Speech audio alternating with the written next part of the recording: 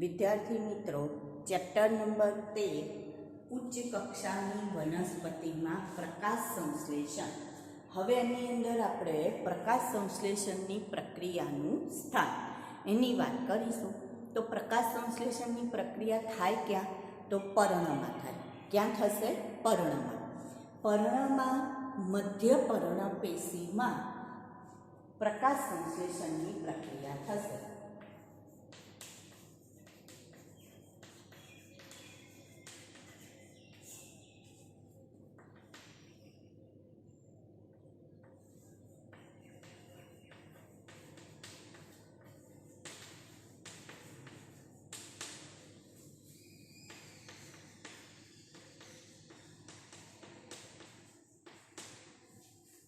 તો મધ્ય પર્ણ પેશીમાં હરિતકણ.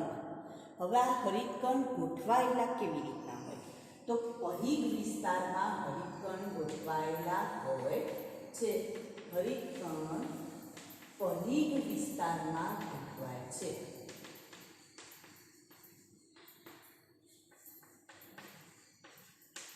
હવે પરિઘ વિસ્તારમાં કેમ ગોઠવાય? પરિઘનો મતલબ શું? તો ધારો કે આપણે વાત કરીએ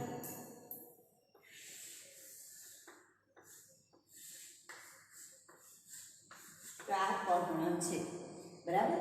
તો પર્ણની અંદર આપણને જે પરિઘ મધ્ય પર્ણ પેશી, એટલે આ જે ભાગ છે એને આપણે મધ્ય પર્ણ પેશી કહીશું, જેમાં અહીંયા હરિતકણ ગોઠવાયેલા હોય આ રીતના. હવે કેમ આ રીતના હરિતકણ ગોઠવાયેલા હોય? મધ્ય પર્ણ પેશી જેમાં હરિતકણ પરિઘ વિસ્તારમાં ગોઠવાયેલા છે. તો એનું કારણ છે કે જે વાતાવરણમાંથી ઝડપથી CO2 મેળવી શકે એટલા માટે ક્યાં ગોઠવાયેલા છે? અહીંયા આપણને એના કયા ભાગમાં જોવા મળશે? પરિઘ વિસ્તારમાં ગોઠવાયેલા જોવા મળશે, બરાબર? સારું. હવે એનાથી આગળ આ તો આપણે અહીંયા સ્થાનની વાત કરી. હવે જો હરિતકણની રચના જોઈએ આપણે, તો હરિતકણમાં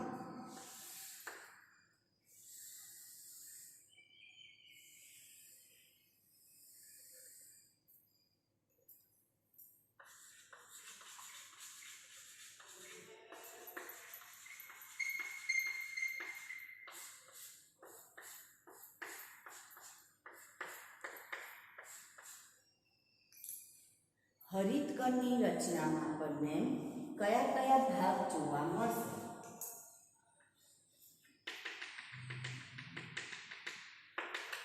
તો સૌથી પહેલા ગ્રેના વાળો ભાગ જોવા મળશે. સૌથી પહેલા કયો ભાગ જોવા મળે છે? તો આ ગ્રેના કહેવાય, જે થાઇલેકોઇડથી ગોઠવાયેલું હોય. આપણે 11મા ધોરણમાં રચના ભણી ગયા છે, એટલે એને ગ્રેના કહીશું. આ ગ્રેના, આ સ્ટ્રોમલ લેમેલી, જેને ગુજરાતીમાં આંતરગ્રેનમ પટલ કહેવાય. સ્ટ્રોમલ લેમેલી એટલે કે આંતરગ્રેનમ પટલ, બરાબર? સારું. આ કયું પડ આવશે? અંતઃપટલ, બાહ્ય પટલ. બે પડવાળી છે ને, એક કણાભસૂત્ર, બીજી કઈ? હરિતકણ. બેવડા પડવાળી રચના જોવા મળશે. પછી સ્ટ્રોમા એટલે કે આધારક જોવા મળશે. આને શું કહીશું આપણે? સ્ટ્રોમા અથવા આધારક. જોડે જોડે આની અંદર રિબોઝોમ્સ જોવા મળશે. રિબોઝોમ્સ, તૈલબિંદુ, જે શેનો સંગ્રહ કરશે? ચરબીનો સંગ્રહ કરનારા તૈલબિંદુ અથવા મેદબિંદુ. અને એ અહીંયા બહાર જોવા મળશે. અને આ જે છે એ સ્ટાર્ચ કણ છે. કયા કણ છે સ્ટાર્ચ કણ અથવા તો મંડકણ. સ્ટાર્ચ કણ અથવા મંડકણ આવા મોટા હોય. કેમ? કારણ કે ખોરાક જે બનશે એ ખોરાકનો સંગ્રહ કયા સ્વરૂપે થશે? સ્ટાર્ચ સ્વરૂપે. એટલે સ્ટાર્ચ કણ અથવા મંડકણ આવા મોટા હશે અને એની બાજુમાં અને નાના નાના તૈલ બિંદુ એટલે કે જે ચરબીનો સંગ્રહ કરે જોવા મળશે. તો આ આખા હરિતકણની રચના થઈ. કોની રચના થઈ? હરિતકણ. બરાબર. સારું. તો એનો મતલબ એની અંદર મુખ્ય કયા ભાગ જોવા મળશે? તો મુખ્ય ભાગ છે ગ્રેના, બીજો ભાગ છે સ્ટ્રોમલ, લેમેલી અથવા તો આંતરગ્રેનમ પટલ અને ત્રીજો ભાગ છે સ્ટ્રોમા એટલે કે આધારક. આ ભાગ એ હરિતકણના મુખ્ય ભાગ ગણી શકાય. હવે આમાંથી જે ગ્રેના છે એ ગ્રેના એ આવા થાઇલેકોઇડની એટલે કે સિક્કાની થપ્પી જેવી રચના છે જેની અંદર હરિત દ્રવ્ય એટલે કે ક્લોરોફિલ છે. તો એનો મતલબ એ કઈ પ્રક્રિયા કરશે? તો કે પ્રકાશ પ્રક્રિયા કરે છે. કઈ પ્રક્રિયા કરશે? પ્રકાશ પ્રક્રિયા કરવાનું કામ કરશે. તો અહીંયા આપણે એવું કહીશું કે જે ગ્રેના છે એ ગ્રેના એ કઈ પ્રક્રિયા સાથે સંકળાયેલ છે? તો કે પ્રકાશ પ્રક્રિયા સાથે સંકળાયેલ છે. ગ્રેનામાં શું થશે? પ્રકાશ પ્રક્રિયા. કઈ પ્રક્રિયા થશે? પ્રકાશ પ્રક્રિયા. જ્યારે સ્ટ્રોમા જે છે એની અંદર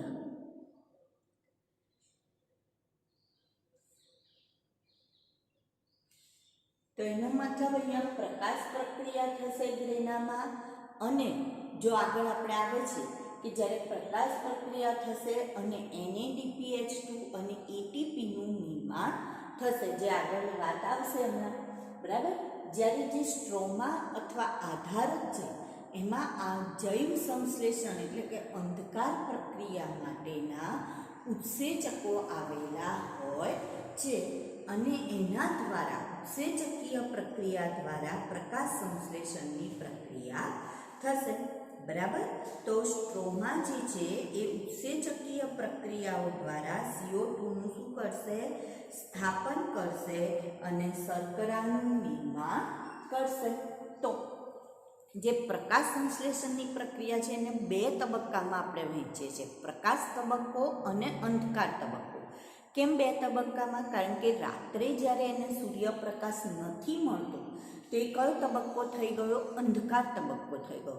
તો અંધકાર તબક્કામાં પણ વનસ્પતિમાં પ્રકાશ સંશ્લેષણની પ્રક્રિયા તો ચાલુ જ છે, પરંતુ પ્રક્રિયાનો દર કેવો છે? તો કે દર ધીરો હોય છે. તો એનો મતલબ એવો થયો કે જ્યારે દિવસ દરમિયાન પ્રક્રિયા કરે છે ત્યારે ગ્રેના સંકળાયેલું છે, કારણ કે એની પાસે શું રહેલું છે? હરિતકણમાં રહેલા હરિત દ્રવ્ય એટલે કે ક્લોરોફિલ. જ્યારે જે સ્ટ્રોમા છે એ સ્ટ્રોમામાં શું છે? તો કે એની જોડે ઉત્સેચક છે કે જે અંધકાર પ્રક્રિયા માટે જરૂરી છે અને એના દ્વારા CO2નું સ્થાપન કરી શર્કરાનું નિર્માણ કરશે અને સ્ટાર્ચ સ્વરૂપે ખોરાકનો સંગ્રહ કરે છે. તો પ્રકાશ સંશ્લેષણની પ્રક્રિયાનું સ્થાનની આપણે વાત કરી. બરાબર. હવે પ્રકાશ સંશ્લેષણની પ્રક્રિયામાં કેટલા રંજક દ્રવ્યો ભાગ લે છે એની વાત કરવાની છે. આ પ્રક્રિયા સ્થાનની વાત કરી આપણે.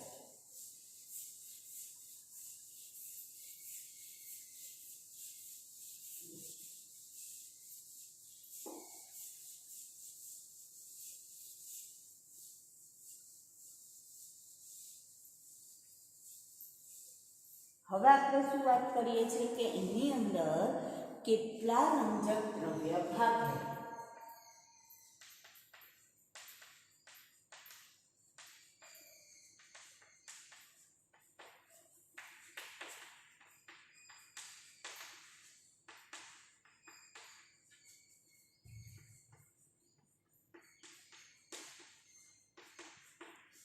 તો હવે વનસ્પતિ જે છે એના પર્ણમાં આવેલા કેટલા રંજક દ્રવ્ય ભાગ લે છે એ આપણે કઈ રીતના જાણી શકીએ?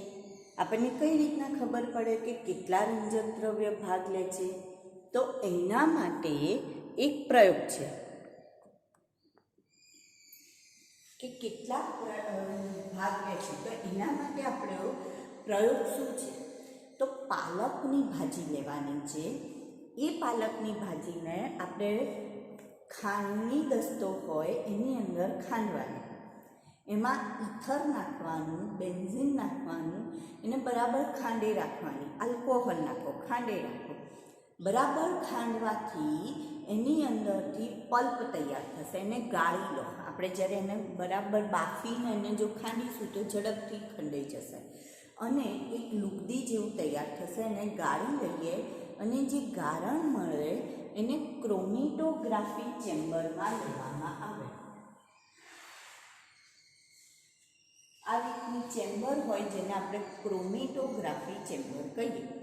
હવે આ ક્રોમેટોગ્રાફી ચેમ્બરની અંદર આપણે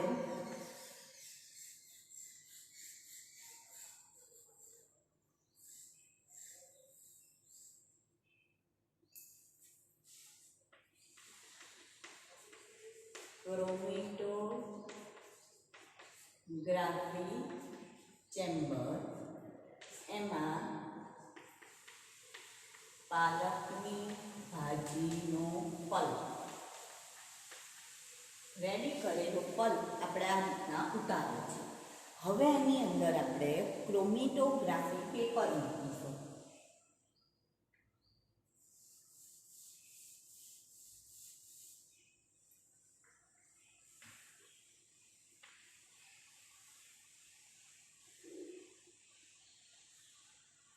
આ રીતનું એક ક્રોમેટોગ્રાફી પેપર અંદર ડુબાડી રાખીશું.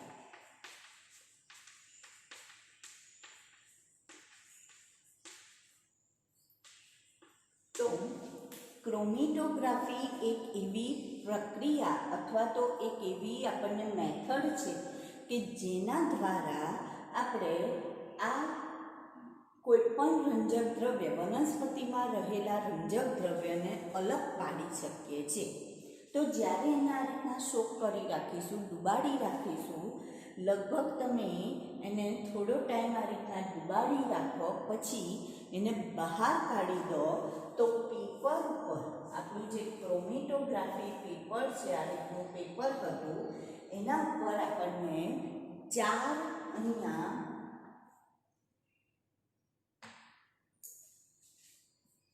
ડ્રોપ જોવા મળશે અથવા કલર જોવા મળશે. આપણને જે 4 ડ્રોપ જોવા મળશે એ 4 ડ્રોપમાં સૌથી પહેલા સૌથી ઉપર તરફ એક જોવા મળશે જે છે ઝેન્થોફિલ, જેનો રંગ છે પીળો. કેવો રંગ છે? પીળો. ત્યાર પછી બીજું ડ્રોપ જોવા મળશે જે છે કેરોટીનોઇડ્સ,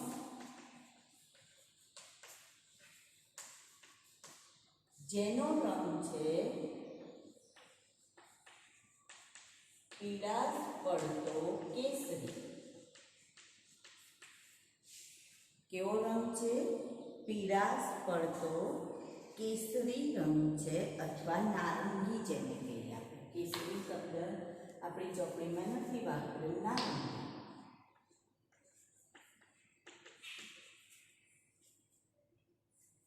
ત્રીજો આપણને જોવા મળશે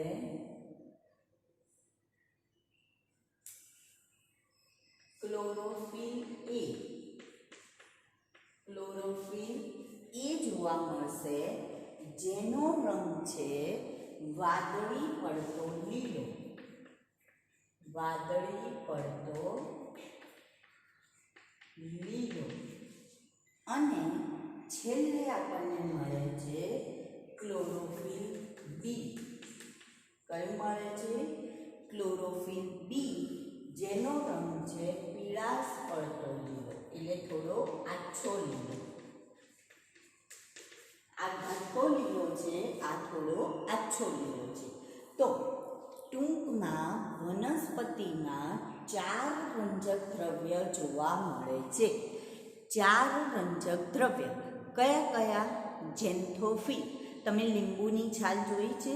લીંબુની છાલ કેવા રંગની છે? પીળા રંગની. તો એ કયું રંજક દ્રવ્ય ધરાવે છે? તો કે ઝેન્થોફિલ રંજક દ્રવ્ય ધરાવે છે. ગાજર જોયું છે?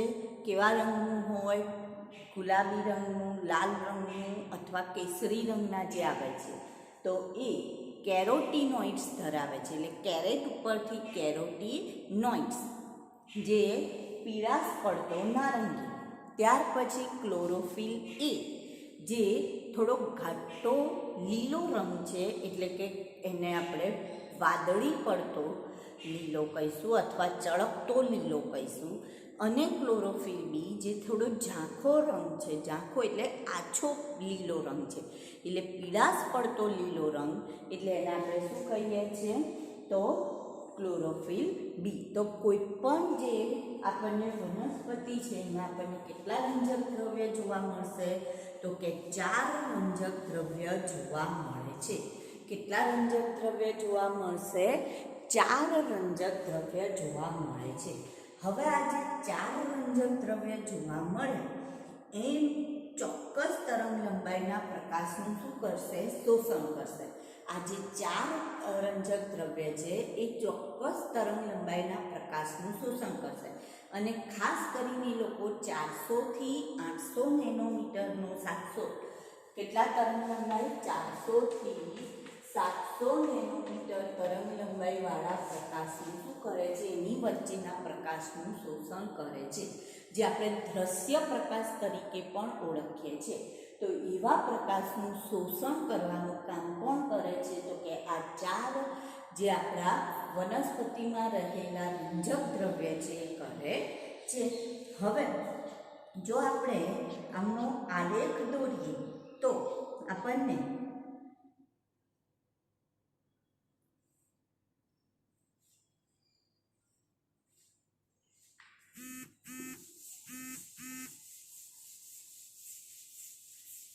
કેવી પ્રકારનો આલેખ મળશે એ જોઈએ.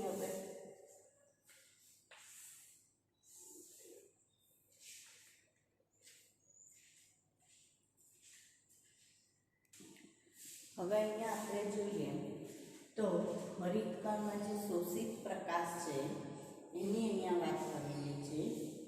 એ આપણે y અક્ષ ઉપર લઈશું અને તરંગ લંબાઈ x અક્ષ ઉપર લેવામાં આવે છે. હવે અહીંયા જે વાદળી રંગ બતાવેલો છે એ આપણને શું બતાવે છે? ક્લોરોફિલ એ બતાવે છે. લીલો રંગ ક્લોરોફિલ બી બતાવે છે. અને પીળો રંગ એ શું બતાવે છે? કેરોટીનોઇડ્સ બતાવે છે. બરાબર. તો હવે જ્યારે અહીંયા આપણે એ ત્રણની કમ્પેરિઝન કરીશું તો તમે જોશો કે જે ક્લોરોફિલ એ છે એમાં સૌથી વધુ ક્યાં જોવા મળશે? તો કે 400 થી 500 ની વચ્ચે આપણને પ્રકાશ શક્તિનું શોષણ જોવા મળશે. અને બીજું 600 થી 700 ની વચ્ચે શું ઉપર જાય છે એટલે કે જોવા મળશે. જ્યારે જો આપણે આ ક્લોરોફિલ બીનું જોઈએ તો એ ક્યાં જોવા મળશે? તો એ 400 થી 500 ની વચ્ચે જોવા મળે છે. અને બીજું 600 થી 700 ની વચ્ચે. અને જો આપણે જે કેરોટીનોઇડ્સનું જોઈએ તો એ ક્યાં જોવા મળે છે? તો એ માત્ર 400 થી 500 ની વચ્ચે જોવા મળે છે. તો આ એના શોષણનો જે રંગ પ્રદર્શિત કરતો આલેખ છે એની વાત કરીએ. હવે આપણે પ્રકાશ સંશ્લેષણનો દર દર્શાવતો આલેખ જોઈએ. તો પ્રકાશ સંશ્લેષણનો દર આપણને ક્યાં વધારે જોવા મળશે? તો કે 600 થી 700 નેનોમીટર તરંગ લંબાઈ અને 400 થી 500. તો આ તરંગ લંબાઈ આપણને કયા રંગનો વર્ણપટ જોવા મળે છે? તો કે એ એક વાદળી રંગનો વર્ણપટ અને એક લાલ રંગનો વર્ણપટ આ રંગમાં જોવા મળે છે. તો એનો મતલબ પ્રકાશ સંશ્લેષણની પ્રક્રિયા પ્રક્રિયા મહત્તમ કયા રંગમાં થશે? તો કે લાલ અને વાદળી રંગમાં અથવા તો વાદળી અને લાલ પ્રકાશના વિસ્તારમાં વધારે મોટા ભાગનું પ્રકાશ સંશ્લેષણ થાય છે. કયા બે પ્રકાશમાં? વાદળી અને લાલ પ્રકાશમાં મોટા ભાગે પ્રકાશ સંશ્લેષણની પ્રક્રિયા થાય છે. હવે બેની કમ્પેરિઝન અહીંયા આપણને ત્રીજા આલેખમાં કરેલી છે. કયા બેની કમ્પેરિઝન કરેલી છે? તો પ્રકાશ સંશ્લેષણનો દર અને જે શોષણ છે એટલે કે આપણે ક્લોરોફિલ એના અણુ લીધેલા છે અને એની વચ્ચેની અહીંયા કમ્પેરિઝન. તો એમાં પણ તમે જોશો કે બંનેમાં સૌથી મહત્તમ ક્યાં જોવા મળશે? તો એક તો અહીંયા 400 થી 500ની વચ્ચે અને બીજું 600 થી 700ની વચ્ચે. એનો મતલબ લાલ અને કયાની વચ્ચે જોવા મળે છે? તો કે વાદળી પ્રકાશનો જે વર્ણપટ છે એમાં પ્રકાશ સંશ્લેષણનો દર મહત્તમ જોવા મળતો હોય છે. હવે આમાંથી જે ક્લોરોફિલ એના અણુ છે એ પ્રક્રિયા વધારે મહત્તમ રીતે અથવા પ્રકાશનું શોષણ કરનાર મુખ્ય રંજક દ્રવ્ય ગણાય છે. બરાબર? કેવા ગણાય છે? મુખ્ય રંજક દ્રવ્ય. જ્યારે ક્લોરોફિલ બી, કેરોટીનોઇડ્સ અને ઝેન્થોફિલ જે છે એ સહાયક રંજક દ્રવ્ય ગણાય છે. ક્લોરોફિલ એના કેવા ગણાય છે? મુખ્ય રંજક દ્રવ્ય ગણાશે. કેવા ગણાશે? મુખ્ય. જ્યારે કેરોટીનોઇડ, ઝેન્થોફિલ અને ક્લોરોફિલ બી એ કેવા ગણાય છે? તો કે એ આપણે કેવા ગણીશું? એને સહાયક ગણીએ છીએ. કેવા ગણીએ છીએ? સહાયક ગણવામાં આવે છે. કોને મુખ્ય ગણ્યું આપણે? ક્લોરોફિલ એને પ્રક્રિયા કેન્દ્ર તરીકે અથવા મુખ્ય તરીકે ગણીએ છીએ, કારણ કે મુખ્ય પ્રક્રિયકો છે એટલા માટે. હવે આ બાકીના જે છે ત્રણેય એ શું કરશે? તો કે એ જે પણ શોષણ પામેલ ઉર્જા છે બધાને કોની તરફ મોકલે છે? ક્લોરોફિલ એ તરફ મોકલે છે. કઈ તરફ મોકલશે? ક્લોરોફિલ એ તરફ મોકલે છે. સાથે સાથે પ્રકાશ સંશ્લેષણ માટે રંજક આ જે અંદર પ્રવેશ પામતા પ્રકાશની તરંગ લંબાઈને ઉપયોગને વિસ્તારને વધારવાનું પણ કામ કરશે અને ક્લોરોફિલ એને ફોટો ઓક્સિડેશનથી બચાવવાનું પણ કામ કરશે. એટલે જો વધુ પ્રકાશ આવી જાય તો ક્લોરોફિલ એના અણુ વિઘટિત થઈ જાય, તો એ બચાવવાનું કામ કોણ કરશે? તો આ જે સહાયક રંજક દ્રવ્યો છે એ બચાવવાનું કામ કરશે. તો એ લોકો શું કરે છે? તો એ લોકો પ્રકાશ શક્તિનું શોષણ કરીને કોના બાજુ મોકલે છે? ક્લોરોફિલ એ બાજુ મોકલે છે. સાથે સાથે ક્લોરોફિલ એનું રક્ષણ પણ કરે છે. શું રક્ષણ કરે છે? તો કે એને ફોટો ઓક્સિડેશનથી બચાવવાનું કામ કરે છે, અથવા તો એનું જે વિઘટન થવાની પ્રક્રિયા છે એનાથી ક્લોરોફિલનું વિઘટન થવાની પ્રક્રિયાથી બચાવવાનું કામ કોણ કરે છે? સહાયક રંજક દ્રવ્ય કરે છે. હવે આ જે પ્રકાશ પ્રક્રિયા છે એના માટે એક પ્રકાશ રાસાયણિક કેન્દ્ર હોય છે અથવા તો લાઇટ હાર્વેસ્ટિંગ કોમ્પ્લેક્સ હોય છે. બરાબર? તો આ જે પ્રકાશ લાઇટ હાર્વેસ્ટિંગ કોમ્પ્લેક્સ અથવા તો પ્રકાશગ્રાહી સંકુલની જો આપણે વાત કરીએ તો આપણે એમ કહું કે ક્લોરોફિલ એ પ્રકાશ શક્તિનું શોષણ કરશે, ક્લોરોફિલ બી પ્રકાશ શક્તિનું શોષણ કરશે. તો આ જે શોષણ કરવા માટે એમની પાસે શું હોય? તો કે એમની પાસે પ્રકાશગ્રાહી સંકુલ હોય છે. શું હોય? પ્રકાશગ્રાહી સંકુલ. હવે આ જે પ્રકાશગ્રાહી સંકુલ છે એ એક એન્ટીના જેવું કામ કરશે. કઈ રીતના? ધારો કે આપણે ખબર છે પહેલાંના જમાનામાં, અત્યારે તો પેલી ડીશ એન્ટીના હોય છે, તો એ શું કરે છે? તો કે સેટેલાઇટમાંથી શું મેળવી લે છે? તો કે ત્યાંથી સિગ્નલ મેળવે એટલે આપણા ઘરમાં બધી ચેનલ આવતી હોય છે. તો એવી જ રીતના આ જે પ્રકાશગ્રાહી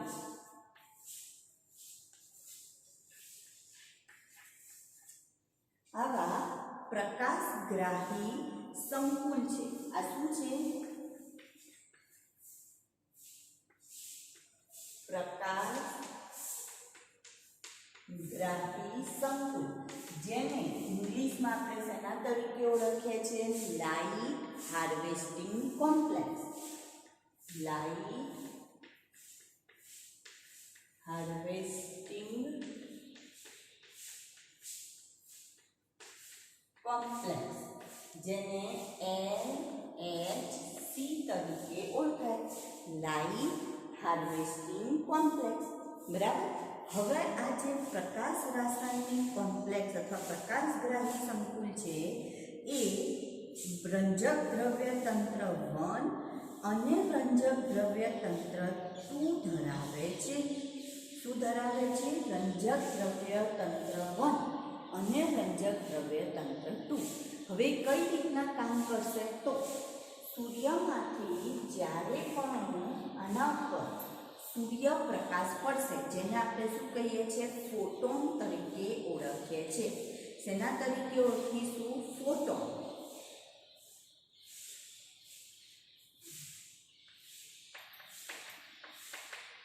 ક્યાંથી આવે છે?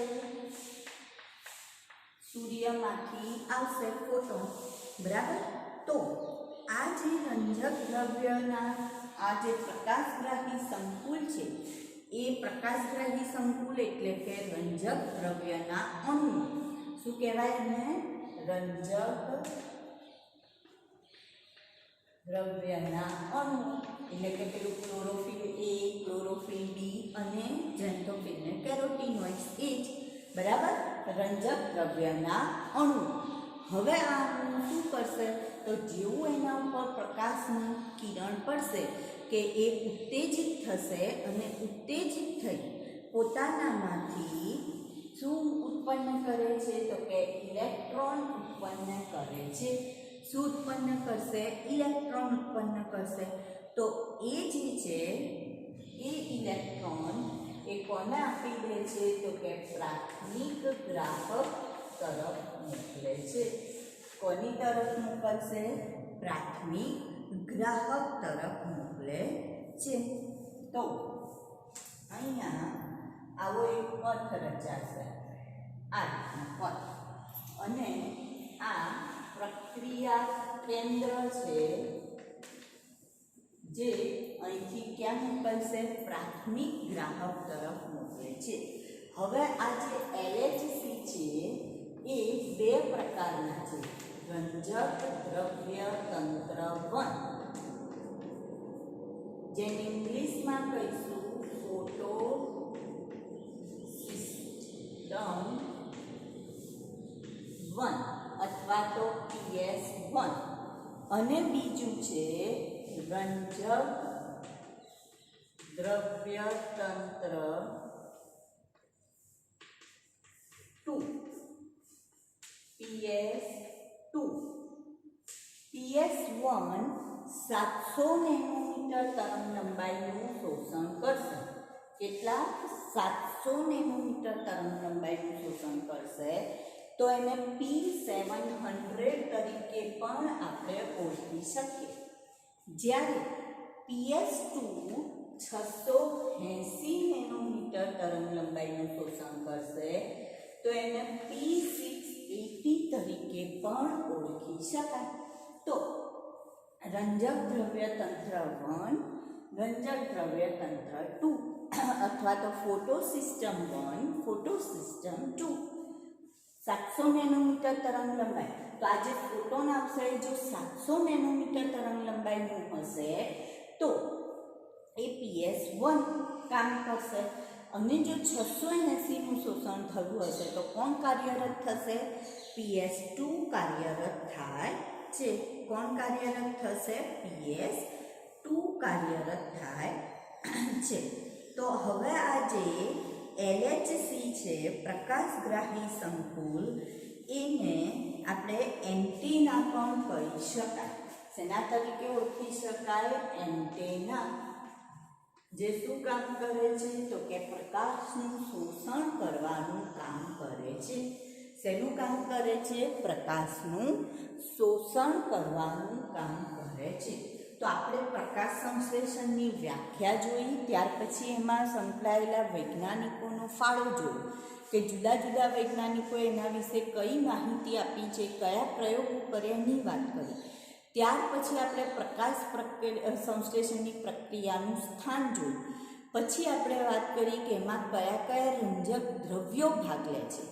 હવે આપણે રંજક દ્રવ્યની વાત પૂરી કર્યા પછી સમગ્ર આ જે પ્રકાશ સંશ્લેષણની પ્રક્રિયા છે એનો ચાર્ટની વાત કરીએ. તો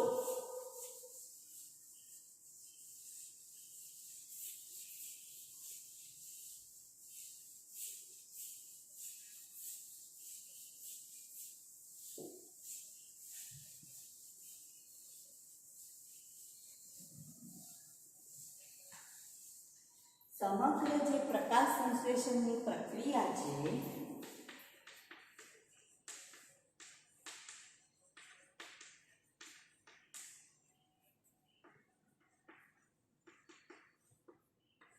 એને બે તબક્કામાં વહેંચીએ છીએ આપણે.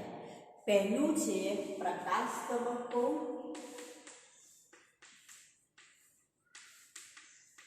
અને બીજું છે અંધકાર તબક્કો.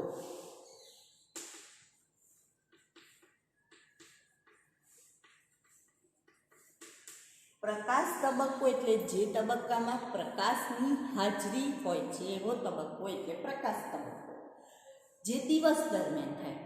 જે તબક્કામાં પ્રકાશની હાજરી નથી હોતી એ અંધકાર તબક્કો, જે રાત્રિ દરમિયાન થાય, જેનું બીજું નામ છે જૈવ સંશ્લેષણ તબક્કો. શું કહીશું એને? જૈવ સંશ્લેષણ તબક્કો. હવે અહીંયા જોઈએ આપણે તો પ્રકાશ તબક્કામાં બે પ્રક્રિયા થશે. પાણીનું પ્રકાશ વિઘટન, પાણીનું પ્રકાશ વિઘટન. જો હંમેશા પ્રકાશ સંશ્લેષણની પ્રક્રિયા છે ને આટલી બધું થાય ને ત્યારે પ્રકાશ સંશ્લેષણની પ્રક્રિયા પૂર્ણ થઈ ગણે. બરાબર? સારું. તો પાણીનું સૌથી પહેલી શરૂઆત ક્યાંથી થાય? તો કે પાણીના પ્રકાશ વિઘટનથી પ્રકાશ સંશ્લેષણની પ્રક્રિયાની શરૂઆત થાય. ક્યાંથી થાય? પાણીનું પ્રકાશ વિઘટન અથવા તો વોટર ફોટોલિસિસ. વોટર ફોટોલિસિસથી આ પ્રકાશ સંશ્લેષણની પ્રક્રિયાની શરૂઆત થાય. પાણીનું પ્રકાશ વિઘટન. ત્યાર પછી આવે